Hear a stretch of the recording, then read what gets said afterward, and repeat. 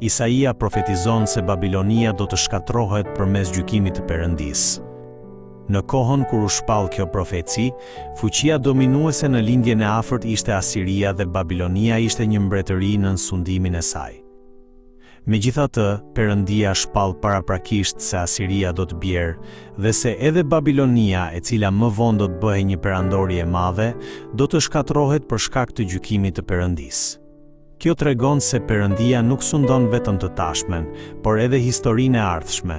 Perëndia nuk është vetëm ai që drejton popullin e tij, por është sovrani i historisë që qeveris të gjitha kombet dhe popujt.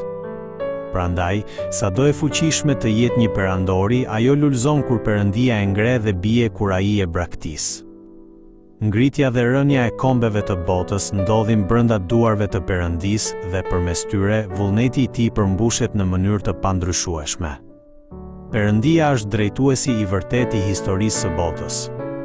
Prandaj, ai duhet të jetë edhe drejtuesi i jetës sonë.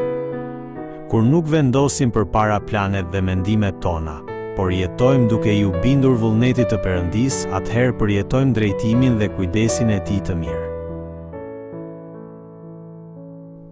Përmes gjykimit të tmerrshëm që do të vinte mbi Babiloninë, ne mund të kuptojmë se çfarë gjykimi i pret përfundimisht të ligjt. Prandaj, besimtari nuk duhet t'i ketë zili të ligjt që për një kohë të shkurtër përjetojnë sukses para se të vijë gjykimi i Perëndisë.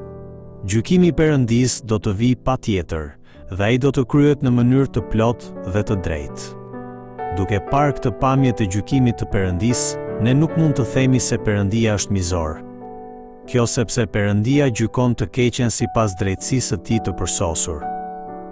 Psalmi 137 thot: O bije Babilonis, që duhet të shkatrohesh, lum ai që do ta laj të keqen që na ke bërë.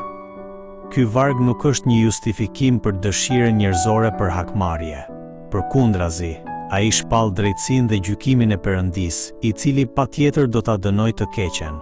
Perëndia është ai që i shpërblen ata që bëjnë të mirën me të mirë dhe i gjykon ata që bëjnë të keqen sipas veprave të tyre.